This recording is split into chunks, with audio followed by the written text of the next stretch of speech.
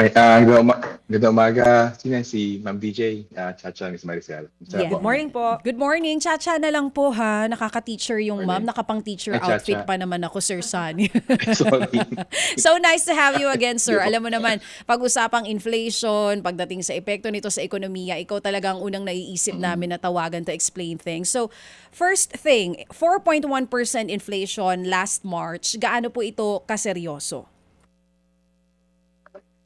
Seryoso talaga kasi I think yung dapat pagmulan ng konteksto natin, bago pa tumaas yung inflation, yung mayorya ng pamilyang Pilipino, nagsasabing mahirap na sila o vulnerable sila. Kaya bago man pag-usapan yung 4.1% kumpara sa 2.4% dati o anong nangyari sa mga darating na buwan, kailangan maging malino sa atin eh.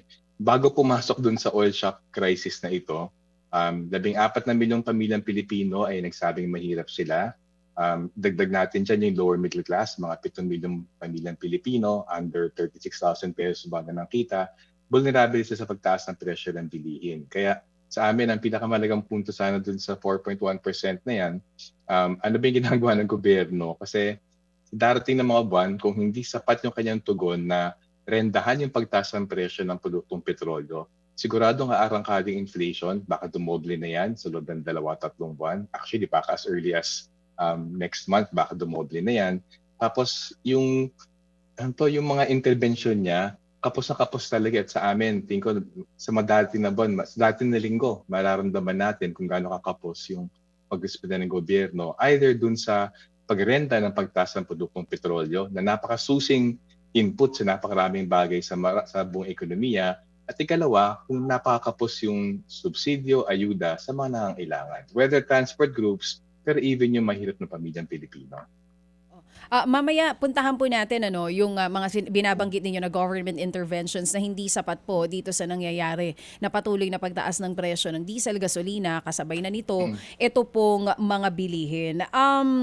Sir Sunny, dito po kasi sa PSA report, transport inflation, yung pinakapangunahing nagtulak kung bakit tumaas overall yung inflation natin. But you have been saying, you said earlier na bago pa man itong oil shock, meron ng mga Pilipino na nagsasabi na talagang mahirap ang buhay nila at hirap na sila sa patuloy na pagtaas pa ng presyo ng bilihin. So are we seeing na kung dodoble po yung inflation natin in 2 to 3 months, madadagdagan din itong 14 million Filipinos na posibleng mas mahirapan dahil nga dito sa patuloy na epekto po ng krisis sa langis? Ay, oo. Garantisado yan kasi kung pagbabatay natin halimbawa yung mas maliit, mas maikling oil shock noong February 2022, nung nilusob ng Russia and Ukraine, nadagdagan sa loob ng 2 buwan yata o 2-3 buwan, nadagdagan ng 1,500,000 ang mahirap na pamilyang Pilipino.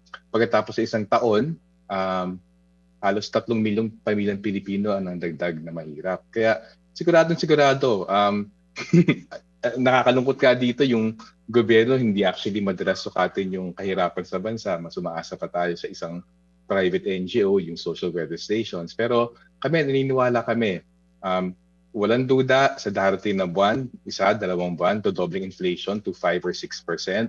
Walang duda, yung bilang ng pamilyang Pilipino na naghihirap ay dadagdagan talaga siya. Pero para sa amin, hindi pa yun ang pinakapangunahing usapin. Ang usapin kasi, nandiyan yung problema. Actually, 6 na linggo na nandiyan yung problema.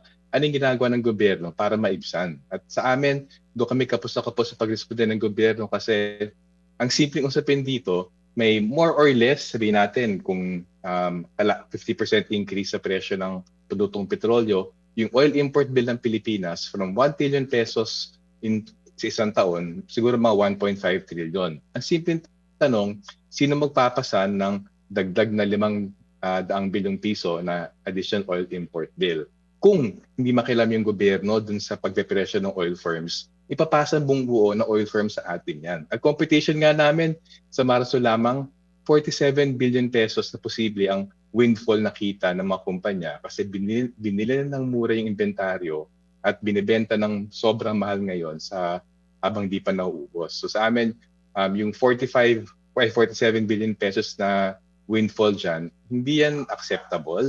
At kung may isang dahilan dun sa pagpalo to 4.1% ng inflation ngayon is because hinayaan yung mga oil companies na manatili yung sistemang tinatawag ng replacement cost pricing at pinasa hindi lang yung dagdag na presyo sa produktong petrolyo ng inventaryo nila kasi nabili na yon, kundi yung sa darating na mga panahon. Hindi yung tama kasi yung nga yung ano to, um, yung hindi yung normal na kalakal ng langis eh. Yung langis ay pumapasok bilang input sa napakaraming bagay sa ekonomiya, including yung pagkain na pinakamalaking ginagastosan ng mahirap na pamilyang Pilipino. Kaya yung pass-through na yun ng bumbo ng mga kumpanya para mapreserba at palakihin yung tubo nila, hindi acceptable. Tapos syempre, isang nagpapalala pa dyan, nag-overprice yung mga kumpanya sa sistema ng replacement cost pricing nila, tinatawag pa ng VAT na excise tax yung gobyerno. Nakilabo yung gobyerno, I think, mga 5 or 6 billion pesos ang dagdag nakita ng gobyerno sa pagpapanatili ng VAT. So medyo may control sana yung gobyerno dyan. Pwede naman niya gawin yung ginawa ng ibang makarating nating bansa. Pwede naman kaagad tinanggal yung buwis sa produktong petrolyo. Pero again, hindi tulad ng ginawa ng Vietnam, Cambodia, Laos, Myanmar. Ibang mga bansa dyan, mas mahirap kaysa sa Pilipinas. Agad nilang tinanggal yung buwis sa produktong petrolyo para mabawasan kahit papaano yung inflationary effect ng taas ng oil prices. Puntahan ko po yung sinasabi nyo. Pwede sanang ang ginawa ng gobyerno kagaya ng ginawa ng mga karatig bansa natin na nabanggit nyo na agad sinuspend po yung tax sa langis.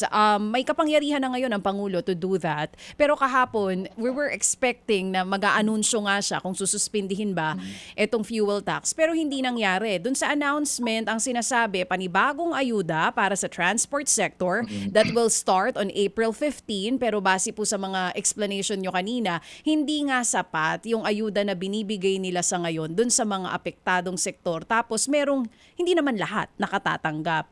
So kayo po mismo, Sir Sonny Africa, you are pro suspending fuel excise tax and even VAT. Doon naman po sa punto ng mga ekonomista rin at mga eksperto na nagsasabi na hindi maganda yon para sa ekonomiya ng bansa. Paano po ba natin babalansehin yon? Sa amin, magmula tayo sa prinsipyo. Yung buwis, hindi yan sa gobyerno eh. Yung buwis ay kinukuha sa kita ng ordinaryong Pilipino. So, tingin ko magmula tayo sa konsepto na yun na yung pagtanggal ng buwis ay hindi pagkuha ng pera sa gobyerno. Ito ay paghinto ng pagkuha ng gobyerno ng pera sa mga Pilipino. Ngayon, iba dyan sa mga ekonomista ng sasalita dyan tukol sa pag-oppose sa buwis. Ang argumento nila, makikinaban naman daw kasi mga mayayaman dyan. Pero sa amin, ganito kasimple lang eh. So ngayon, mahigit 14 na milyong pamilyang Pilipino nagsabing mahirap sila. Bago pa yung oil price shock. Dagdag dyan, mga 7 milyon na lower middle class na nasa alangan sitwasyon din. Kung ipagsama yung more or less 21 milyong pamilyang Pilipino, katumbasan ng mga 80-85% ng populasyon ng bansa.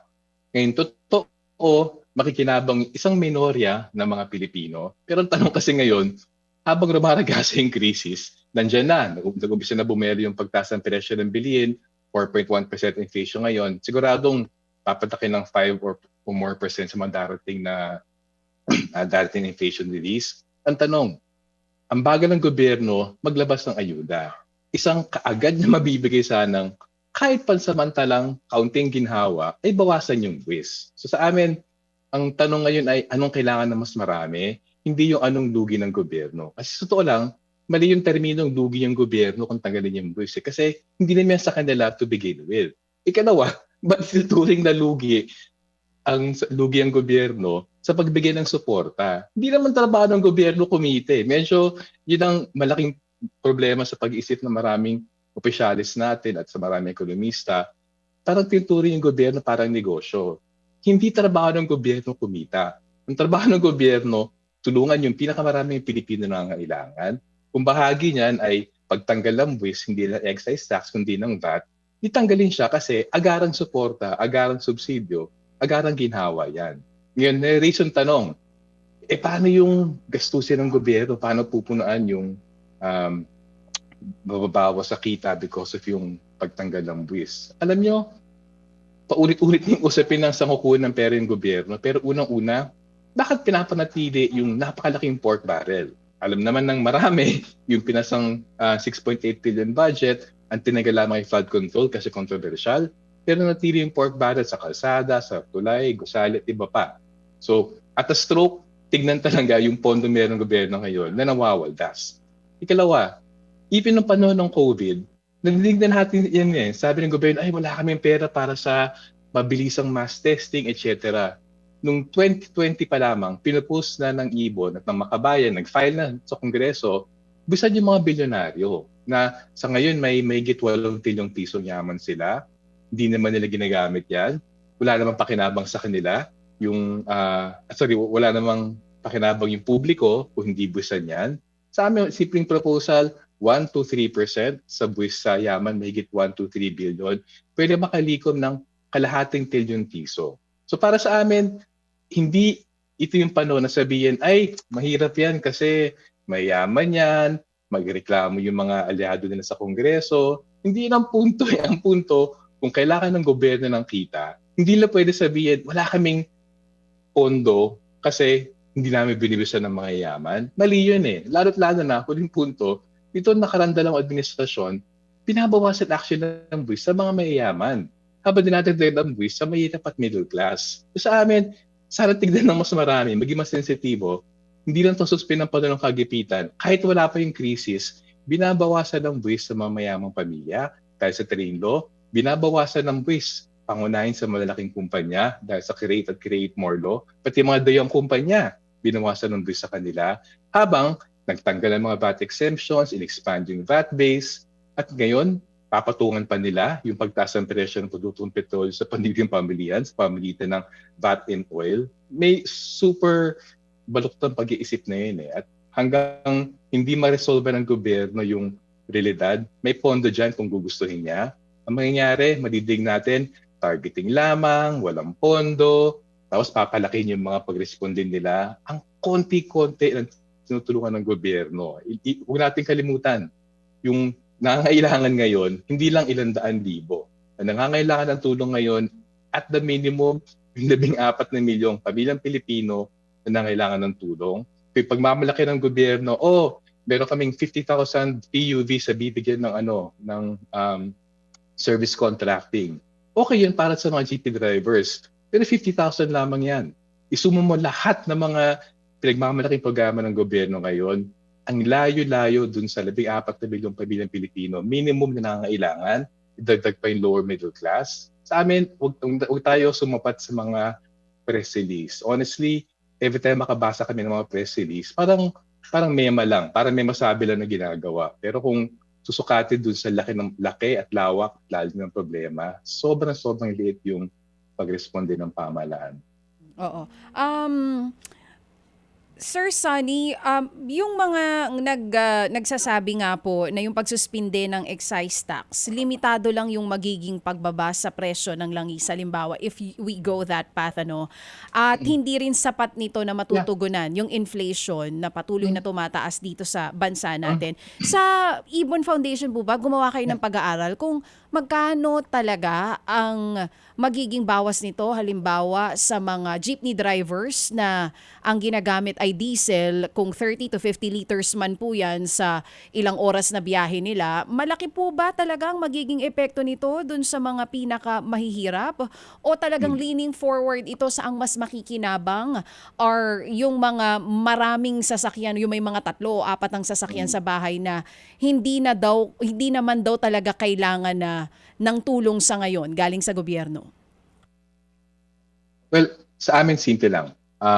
Yung diesel sa ngayon, mga 20 pesos ang total oil tax dyan. Isama dyan yung excise, yung VAT, at yung VAT na pinapatos to excise. More or less 20 pesos. 20 pesos. So, kung tanggalin yung 20 pesos na yon, on average, 30 liters ang binibili ng isang jeepney sa Pilipinas. Correct, So, 20 times 30, automatically, 600 pesos na matitipid nila. Tama. Ngayon, hindi yan sapat na bawiin yung paglaki ng diesel from 58, 59 pesos noong Pebrero, ngayon 160, 170. Walang duda. Maliit na bahagi lamang siya.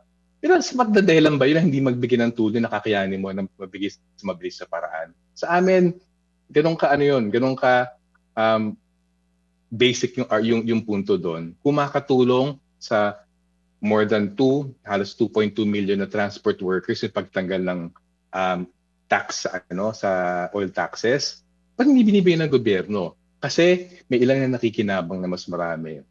Sobrang baluktot eh.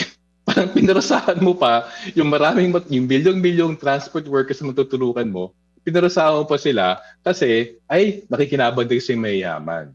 So second point, oo na, totoo naman na mas matakaw sa diesel at gasolina, yung may mga SUVs or may mga Mm. mas maraming mga sakyan. Totoo Mm. yan. Pero hindi ba tama din na kung yung anto kung usipin ng pangailangan, yung diesel at gasolina, hindi lang pangailangan ng transport workers. Mhm. Pangailangan yung pag-transport ng pagkain. Pagdala ng pagkain sa palengke mula dun sa sakahan. Ang problema kasi, kung di masapol na yung diesel at gasolina at yung buwis sa diesel at gasolina at mga oil products natin ay hindi lang naman sa direktang gumagamit sa kanya, yan actually yung pinakamalaking tulak. Sabi nga ng PSA, yan ang pinakamalaking tulak sa pagtaas ng presyo ng pagkain. Mhm. So para sa amin, kung babalansin lamang, sige na, ibigay mo yung konting pakinabang din sa mga mayaman kasi ang laking ginhawa, maramdaman ng mga mahirap, hindi lang mga Mhm. transport workers, kundi yung mga mahirap na bumibili ng pagkain na tinatransport gamit yung krudo at yung Oo. mga mangingisda na pwede mangisda uli. At sa amin, kundi masapol yung punto na yun na may benepisyo yung pagtanggal ng excise and VAT sa oil, may benepisyo lagpas sa mga direct consumers doon sa mas malawak na ekonomiya, lalong-lalo na sa pagkain na mahigit kalahati ng budget ng karaniwang Pilipino na pupunta sa pagkain, disbalansyadong pag-iisip yun eh. At sa amin, Mm. Mm. talagang hindi namin talaga maisip kung bakit pigil na pigil yung pati yung mga hindi naman apektado, Oo. ba't sila pigil na isuportahan yung ganong klaseng agaran tulong sa Mm. pinakamarami. So parang in short, okay, may matutulungan diyan na wala sa mahihirap na sektor pero ibigay na natin dahil makikinabang pa rin ang mga pinakamahihirap na sektor. Sir Sunny, kung susundin ng Pangulong Ah, Marcos Jr. at ng mga economic managers natin ang inyo pong suggestion and even yung suggestion ng iba to suspend fuel and excise tax, gaano katagal natin kakayanin yung suspension? Will it be isang buong taon, 3 buwan lang? well, again, kaya babalik tayo dun sa usapin, hindi pwedeng pag-usapan yung pagresponde sa krisis na to gamit yung 2026 budget na inapprove ng 2025. Kasi ngayon, ang ginagawa ng pamahalaan, yung dati nang nakaprogramang ayuda programs, yung AIX, TUPAD, MAIFIP, ginajumbo lang nila at binibigyan ng karatula na oil price response. Ang problema sa pag-iisip na yon, yung ayuda programs na yan, kahit wala pa yung oil price shock, ilalabas na yan eh. 'Di ba? So, dahil bago yung oil price shock, di hamak, grabe, milyong-milyong dagdag na pamilyang Pilipino ang mangailangan ng tulong, hindi uubra na magkasya ka dun sa luma mong budget na ilalabas mo naman talaga kahit wala yung oil price shock. So, ang tanong palagi, kung ano man i-anunsyo ng gobyerno, tignan niyo yung pinanggagalingan ng budget na yan. Lumang budget yan na ilalabas naman. So hindi yan bago, hindi yan dagdag na tulong.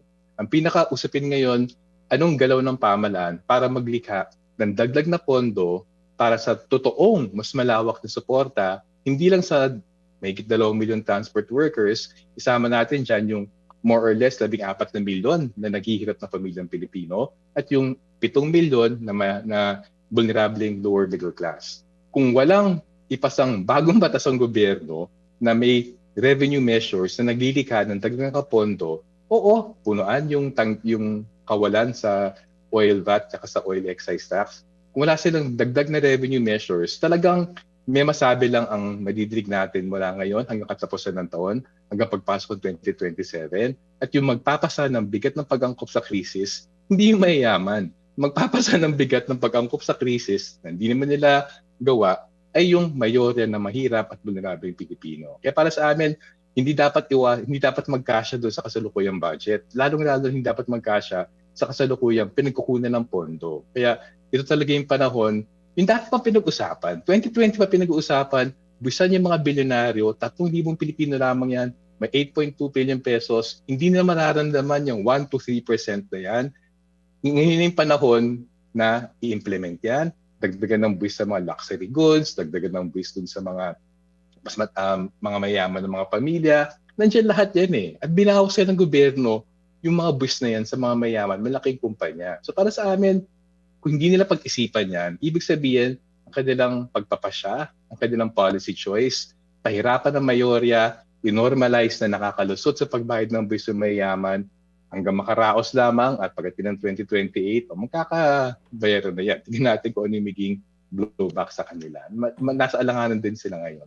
Sir Sonny, magandang umaga po. Si Maricel po ito. Sir, balikan ko po yung sinasabi nyo. Mm. So, ang gusto nyo pong mangyari ay magkaroon ng wealth tax. Pero may ilan din po kasi na nagsasabi na ito raw wealth tax ay hindi sustainable.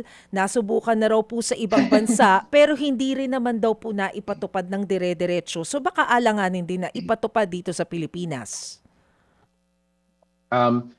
Mali kasi yung kino-compare ng mga nagsasabi na yun eh. Alam mo kung ayaw mo maraming dahilan eh. Kung gusto maraming paraan, ayaw maraming dahilan. Ang hinahalimbawa din ng mga wealth tax sa ibang bansa na hindi umubra, masyado malawak yung lambat. Pati yung mga middle class, o hindi na, siyempre middle class sa relatibo sa atin yan ha. Pati yung mga middle class sa kanila, nababawasan yung yaman nila. Kaya ang proposal ng IBOD, natuto sa eleksyon, kung magpapauto ng wealth tax, hindi kailangan yung sobrang lawak yung lambat na marami talagang magreklamo, marami dyan mag-aabot or whatever. Fokusan natin, 3,000 bilyonaryo lamang.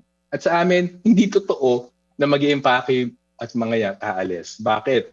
Kaya sila naging bilyonaryo ay dahil may poder sila sa Pilipinas. Kaya sila naging bilyonaryo ay yung mga pinakamalaki dyan, may pinapatakbong partido pang politika. Kaya sila naging bilyonaryo, mga negosyo nila nakikinabang doon sa kanilang connection sa politika at paglulubog sa lokal na ekonomiya.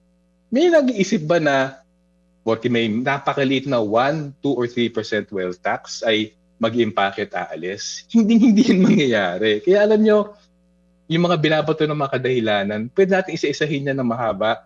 Kasi even yung DOF sa panahon ni Pangulong Duterte, nireklamo na yun sa amin, sinagot na namin yan. Itong kasalukuyang administrasyon, hindi pa nakasalang sa committee hearings, kaya wala pa kaming chance magresponde. Pero walang batayan ang kailang pagtutol. Ang tanging pagtutol dyan is because ayaw ng mga bilyonaryo. At ang argumento nga namin, kung sa Senado Kongreso, umamin naman dyan ng bilyonaryo, 7 lamang eh. So sa amin, kung sa buong Pilipinas, 0.003% lamang ang bilyonaryo, 3,000, edi dapat itong proposal na to suportahan ng 99.997% ng populasyon. So ano yan? Paghahanap lang yan ng lusot at sa amin, kung hayaan natin maipon yung ganang kalaking pondo sa iilang tao, habang yung nakararami ay naghihirap, pag na-normalize ang sistema, hindi pagkapantay-pantay, pag normalize ang sistema na makikinabang ang isang minorya sa Pilipinas habang yung mayorya ay nalulubog sa kahirapan, lalo na sa puno ng krisis. Hindi yan tamang pag-gobyerno, hindi yan tamang pag-iisip, in all honesty. Pero sabi nga po ninyo, Sir Sonny, kailangan ng bagong batas para po dito. So habang inaantabayan na natin yan, kung meron man legislators na willing na ipursige yung wealth tax na yan, sasapat ba kung halimbawa ay supplemental budget? Ay, oo. I mean, right now, may naka-file na actually na wealth tax bill eh. 3 congresses in a row, yung Makabayan Bloc, nagka-file every congress ng billionaire ng buwis sa yaman ng mga bilyonaryo. Tapos I think isang araw lamang or isang linggo, si Senator Legarda nag-file ng, I think Bayanihan City ang tawag niya, may provision doon for a wealth tax. So, nandyan na. May mga kalang batas na dyan, take a ba sa committee hearing. So, tignan natin. Kasi alam naman natin, yung 3 partido ng mga bilyonaryo, combined, hawak nila ay baka 1/3 ng Senado, baka 1/3 ng Kongreso, baka 1/3 ng mga probinsya, hawak nila. Pero ibang usapin yun. Sa amin, ito yung panahon na pag-usapan yung billionaire wealth tax. Kasi kung sinasabi ng gobyerno, wala kaming pondo para tulungan ng marami. Kung sinasabi ng ekonomista, kailangan natin mag-target. Hindi yun acceptable. Every time madidig yung terminong target, ibig sabihin magtitipid sila. Ibig sabihin yung mayorya, ahayaan nila sa kangkungan. Ibig sabihin yung pagta-target, takot magpalito ng pondo sa mga may kaya magbigay ng pondo. Habang pasa ng pinakamaraming Pilipino, yung bigat ng pag-angkop sa napakalaking krisis, hindi lang ng 1 linggo, 2 linggo, hanggang sa pagpasok ng bagong taon, milyong-milyong pamilyang Pilipino ay sobrang maghihirap dahil hindi marendahan ng gobyerno yung pagtaas ng presyo ng langis ng mga oil companies. Samantalang hindi nag-mobilize ng sapat na pondo, bagong pondo para magresponde doon sa laki ng problemang nasa harap natin. Pinagkakasya tayo sa mga press release, dapat ikagalit natin yan. Ito, basta anyway, napaka-disproportionate sa laki ng problema yung pagresponde ng gobyerno. Sir Sunny, balikan ko po yung sinasabi ninyo kanina. Tama po ba yung dinig ko? May nabanggit po kayo na 47 billion pesos na windfall. Ito po ay sa mga oil companies? Oo, ang computation namin diyan, pagpalagay natin na pinapatupad yung replacement cost pricing. Nung Pebrero kasi nasa about 58 pesos lamang yung diesel halimbawa. Nung pagpasok ng Marso, naging 60 pesos, 65, naging 90 pesos, 100. Nung nagtapos yung buwan, nasa 122 pesos. So pinagpalagay namin na yung average daily consumption ay maintain pa naman. Kung multiplying average daily consumption by yung dagdag na sigil ng mga kumpanya, lagpas dun sa pagbili na ng inventaryo, na-compute namin 47 billion pesos ang naipon ng mga kumpanya as windfall sa Marso lamang. Mga 1.5 billion pesos isang araw yan. But sadly, pwede ba sa sitwasyon natin ngayon na makumpirma yung totoong kinikita talaga ng mga oil companies considering na hindi nga natin alam kung saan nahuhugot yung kasalukuyang presyo na sinisingil sa atin, hindi po ba? Alam nyo, nag-attend kami sa Senate hearing, natawa nga kami kasi yung mga kumpanya sabihin lang replacement cost pricing, para napaka-technical, accounting choice lamang. Yung DOE, I think, ang salita, standard practice yan. Hindi yung totoo eh. Kung usapin ng standard practice sa rehiyon, may 11 bansa dito sa ASEAN. 9 na bansa sa ASEAN, hindi replacement cost pricing. Sa 9 na bansa sa ASEAN, may iba't ibang antas forma ng pakikialam yung gobyerno sa pagpepresyo ng langis. Oo, tama. Yung Brunei at Malaysia, net oil exporter yan. Pero yung Indonesia, yung Thailand, yung Vietnam, Timor-Leste, Cambodia, Laos, Myanmar, hindi mga net oil exporter yan, net oil importer siya tulad ng Pilipinas. Pero may iba't iba silang forma ng pakikialam ng gobyerno sa pagpepresyo ng produktong petrolyo. Yung Pilipinas lamang na Pilipinas at Singapore lamang yung walang pakikialam ng gobyerno sa pagtaas ng presyo ng produktong petrolyo. Kaya nabanggit nyo na magagawa ba ito kung under all the regulation law? Yun nga yung punto yung batas, hindi naman hulog ng langit. Yung batas ay gawa ng tao. Kung yung batas ay hindi nagsisilbi sa tao, pag-uwi natin, di ba? At kaya sa amin, every time makadinig kami na sabi ng DOE, hindi, nag-uulat naman sa amin yung mga kumpanya, itong nakarang buwan na to, inisip namin, kung nag-uulat sa inyo, kaya alam nyo kung magkano yung totoong halaga ng windfall na tubo na nakita nila. Kasi yung estimate ng ibon, nag-battle lang kami sa commercially available data, sa public available data dun sa average consumption, anong presyo reported by DOE, tapos kinumpute na lang namin. Pero, yun nga kung alam ng DOE yan, ilabas nga, maybe sa amin, very welcome na makorek kami, pero posibleng masyadong mali yung computation ng ibon. May kumpiyansa kami, nasa tens of billions of pesos ang windfall na tubo ng mga kumpanya na hindi inuulat sa publiko. Malamang kasi hindi alam ng DOE yan. Oo nga kasi eto rin sana Sir Sunny yung gusto naming malinawan kasi may nabanggit sa amin nung nakaraan si Attorney Nery Colmenares na pwede naman palang i-unbundle etong totoong presyo sa world market and at the same time makita natin kung gaano kalaki yung idinadagdag ng mga oil companies kahit hindi i-repeal yung oil deregulation law. So kami rin po ay nagtataka, ba't di natin alam? Hindi natin alam, ang claim ng DOE, nagpaliwanag na daw sila yung mga kumpanya. So I think, sige, pagpalagay natin, nakatali ang kamay ng publiko dahil sa oil deregulation law na yan. Pero sa panahon ng emergency, sa panahon na 4.1% ng inflation, dodoble sa mandarating na buwan, sa panahon na bilyong-bilyong pamilyang Pilipino ay lalo malulubog sa kahirapan at madadagdagan pa ang mahirap, siguro ito yung panahon na maging mas bukas at transparent yung oil companies at kung hindi sila magbibigay, maging mas bukas transparent yung Department of Energy. Kasi, di ba yung Department of Energy, government department kaya siguro kaya maraming naiinis dyan, bakit depensa ng DOE, yung oil companies, imbis na maggobyerno, umakto bilang gobyerno na kinakatawan ng interes ng mayorin ng pamilyang Pilipino. So medyo yung disconnect na yan sa amin dapat i-press yan ng media. I mean, ibon hindi kayo pinapakinggan. Pero baka yung media kung ipukpok nyo ito, baka mas may pressure pa sila dyan. Po, pero na-appreciate namin na nabigyan po ng diin yon, Sir Sunny. Kanina po, may nabanggit din po kayo na 14 million Filipinos, yung base po sa inyong pag-aaral na maituturing na mahirap. But unfortunately, parang hindi kumikilos ng ganong kadalas ang gobyerno para sukatin kung gaano ba talaga kadami yung mga Pinoy na maituturing na mahirap, umaasa doon po sa mga organisasyon na kagaya po ninyo. Sino bang in charge dito na na government agency, NAPSI ba or PSA? And tingin po ninyo gaano ba kadalas dapat sinusukat yung dami ng mga Pinoy na mahihirap? Right now, yung PSA, Philippine Stats Authority, ang sumusukat niyan. Nag-improve. Dati kada 3 taon, ngayon kada 2 taon na lamang. Pero ganun pa man, yung 2 taon, masyadong mahaba pa rin yung panahon na yon. Kaya nauuwi tayo sa paggamit ng SWS surveys na quarterly. So sa amin, pwede ma-maintain yung komprehensibong pagsukat ng kahirapan sa bansa every 2 years. Sana gawin siya every 1 year.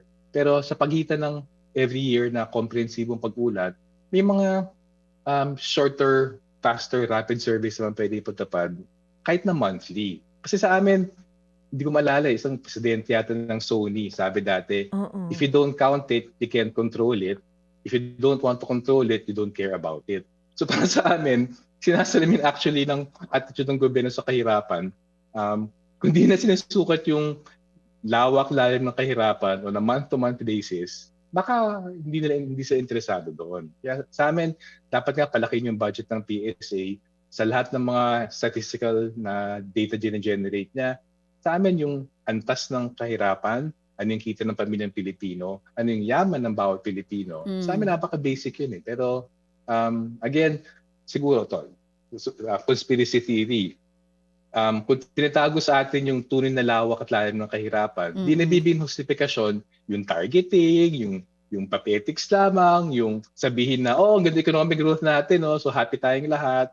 Medyo, conspiracy theory ko na lang yan. Oo. Sir Sunny, maganda yung na-bring up niya, no, Mase? Kasi, tsaka yung way din ng pagkuha ng datos ng PSA, kasi super old school pa, 'di ba? Parang pupunta, tatanungin yung isang member ng pamilya. Ganito madalas ang ginagawa, kakatok yan sa bahay nyo. Tatanungin, ilang kayo diyan? Ilan ang nagtatrabaho? Without showing proof na yun talaga ang katotohanan dun sa sasagot sa mga PSA employees natin na nagkakandak nitong mga survey na ito. Meron bang ibang mas maayos na paraan na po pwede nilang gawin just to be sure na yung mga datos tama at malapit sa katotohanan? Kasi nga baka naman yung 14 million mas mataas pa yung bilang ng mas maraming mahirap na Pilipino kaysa dun sa inilalabas po nila. Alam niyo na, minsan nakatukan na kami. Kaya medyo hiniwala kami na ginagawa talaga ng PSA old school method na yan. Ang tagal, siguro mga 1.5 oras kami sumasagot ng questionnaire. May halaga actually yung ganong klase kasi habang yung ekonomiya ng Pilipinas ay napakatasado, habang maraming kita ng mga Pilipino ay hindi sa formal sector, hindi tulad halimbawa sa US na marami ay sahuran, tapos nagulat yan sa kanilang internal revenue service. Sa Pilipinas kasi, mayorya ng mga Pilipino, 8 sa 10 Pilipino, nasa informal sector. So hindi actually pumapasok sa sistema ng bürokrasya ng gobyerno yung ulat kung magkano ang kinikita nila. So obligado talaga tayo mag-house to house na survey para tanungin kung magkano kinikita nila. So kami, naniniwala naman kami dun sa integrity ng PSA data. Ang mas issue namin, masyado madalang. Every 2 pero, years. Pero tama kayo, pwede naman mag-rapid survey. Halimbawa yung ginagawa ng SWS, may say-say naman yun yung self-rated poverty. Kaya na nagagawa ng quarterly yan kasi simplified form siya. Paano so yung yun? SWS nagkasya doon sa budget nila. Paano nila ginagawa yan? At kung posibleng ganun din yung gagawin? At mas accurate ba yon yung ginagawa ng SWS? Hindi actually kasi yung SWS may about 1,500 respondents sila. Oo. Tapos Tapos may simpleng tanong lang doon, mahirap ba kayo hindi or nasa taas ba kayo o sa ilalim ng linya ng kahirapan? Pero may halaga yun kasi bibigyan mo naman talaga ng ng emphasis at ng credibility yung pag-ulat ng respondent kung Oo. anong tansya niya sa lagay niya sa buhay. Ang Oo. limitasyon nun, ganun kasimple lang, mahirap ka ba o hindi. At kaso, kaya ganun kasimple na yung SWS, sobrang magastos mag-survey eh. Pero yung gobyerno, may pondo siya. Kung may Mm. 13 billion pesos ka na ibibigay na 1-year kontrata sa mga diskaya, alam mo, magbigay ka ng 1 billion pesos a month para sa matitinong poverty surveys para Tama. lagpasan yung ginagawa ng SWS, mas may detalye. Sa Oo. amin, yun nga, kung gusto sabihin ng gobyerno, umubra o hindi yung anti-poverty measures, lalo na sa panahon ng krisis, kailangan mo na mabilis ang survey na masinsin. At kung gusto ng gobyerno, pwede naman gawin yan eh. Kaso, kung di yan bibigyan ng sapat na atensyon, magkakasya tayo dun sa, no offense, dun sa mabilis ang survey ng SWS at even yung mga ginagawa ng ibon. Pero sa amin, ang point lang ngayon, kung seryoso yung gobyerno na malaman yung lawak lalim ng problema, may mga data set naman siya, pero dapat seryosohin talaga yung pagkwenta na mas madalas at mas masinsin, detalyado. Meron bang ginagawang ibang mga bansa na pagsusurvey para bilangin ilan ang mahihirap, ilan ang nasa informal, formal sector, kagaya ng ginagawa ng PSA na mas epektibo na po pwede natin gawin dito? Kasi importante ang data para talagang Um, malaman natin kapag sinabing mahirap, ilan talaga ang totoong mahirap na tutulungan. Kasi halimbawa nga ngayon, di ba Sir Sunny, sa bigayan ng ayuda, sa listahan tayo lagi nagkakaroon ng problema. mm, Oo. Dating India meron eh, hanggang pumasok yung Mala Duterte nila na Modi. Yung India, ang laking bansa eh, na over 1 billion na yung populasyon niyan. May relatibong masinsin silang poverty survey, income survey. Mm. Pero ito yung, kaya kami conspiracy theory eh. Nung pumasok si Modi sa poder, nakita niya na kailangan itago niya yung, yung impact ng mga kalokohan niya, mga maling desisyon niya. Kaya tinanggal yung budget para sa survey na yon. So right now, yung sa India, medyo bulag yung mga tao dun sa mga patakaran ng Modi government kasi nga tinanggal yung survey na yon or sinira siya. Kaya ang tingin namin sa Pilipinas, actually pabor sa gobyerno na hindi masinsin, hindi masinop, at hindi madala sa pag-ulat ng kahirapan. Kasi halimbawa ngayon, walang duda. Kung seryoso yung gobyerno na sukatin yung antas ng kahirapan sa Marso kumpara sa Pebrero, walang duda. Kahit sinabi niya, nakatulong kami ng 150,000 tricycle drivers. Nakaabot kami ng 70,000 jeepney drivers. Nabigay kami ng 5,000 piso sa whatever, 20,000 magasaka.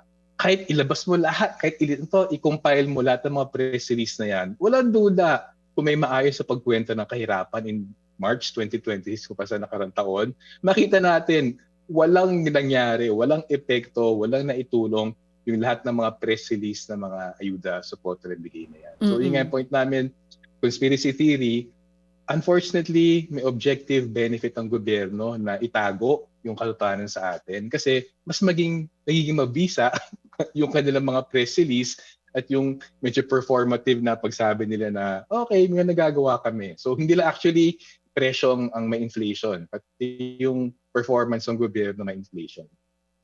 Pahabol na lang yun pong wage increase. Is that practical? Is that reasonable? Well, sa amin, napakahalaga yung wage increase in general. But actually, even sa ngayon, kasi yung Pilipinas ngayon, right now, dahil nga medyo backward economy natin, 73% ng economy natin ay nasa household spending. At ang pinaka-stable na source ng income ng mga bahay na yan, ng mga pamilya na yan, ay sahod.